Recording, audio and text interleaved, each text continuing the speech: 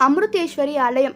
కోట శ్రీ అమృతేశ్వరి ఆలయం కర్ణాటకలోని ఉడిపి జిల్లాలోని కుందాపూర్ తాలూకాలో ఉంది. ఈ దేవతను చాలామంది పిల్లలకు తల్లిగా పిలుస్తారు. ఆలయం లోపల లింగాలు వాటంతట అవే ఉద్భవిస్తాయి.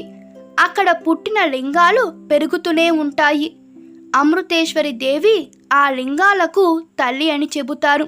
సుదూర ప్రాంతాల నుండి సంతానం లేని జంటలు ఇక్కడ ప్రార్థనలు చేస్తారు. అమృతేశ్వరి దేవి వారి కోరికలు తీరుస్తుందని స్థానిక నమ్మకం. ఉడిపిలోని శ్రీ అమృతేశ్వరి ఆలయం ఒక అద్భుతం. పార్వతీదేవి యొక్క భక్తులు చేసిన తపస్సు ఫలితంగా ఈ ఆలయం ఒక అద్భుతానికి ప్రతీక. భక్తికి సంతోషించిన పార్వతీదేవి కోరికలను తీర్చింది. భక్తుడు ఎప్పటికీ యవనంగా ఉండమని, శివుడు లాంటి పిల్లలను కనమని కోరాడు. భక్తుడికి ఇచ్చిన వరం ఫలితంగా దేవి ఆమెను తనలో కలుపుకుంది. ఈ విధంగా ఆలయంలో అమ్మవారి 2 రూపాలను పూజిస్తారు. అద్భుతం ఏమిటంటే ఆలయం అంతటా భూమి నుండి అనేక లింగాలు విస్ఫోటనం చెందుతాయి. ప్రతి లింగం భగవంతుని వంటి బిడ్డను సూచిస్తుంది. ఈ విషయం ఇక్కడ మాత్రమే చూడవచ్చు మరియు మరెక్కడ కనిపించదు.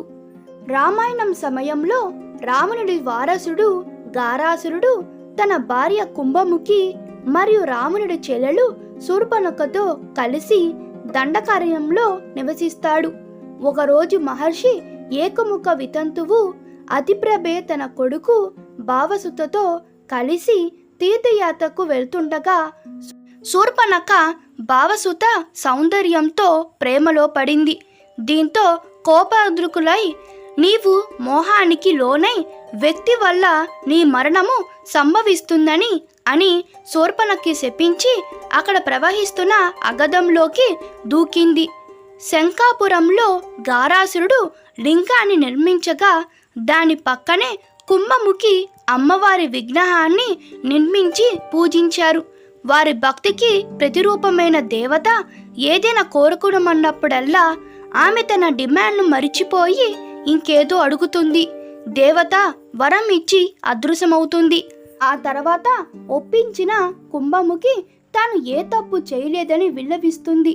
తర్వాత దేవి కూడా తన తప్పును మన్నించి చాలామంది పిల్లలకు తల్లిగా మారి ప్రస్తుత కోట ప్రాంతంలో స్థిరపడింది. ఈ కథ మీకు నచ్చినట్లయితే మీ అభిప్రాయాలు కామెంట్లో తెలపండి. Please like, share and subscribe to my channel. Thank you.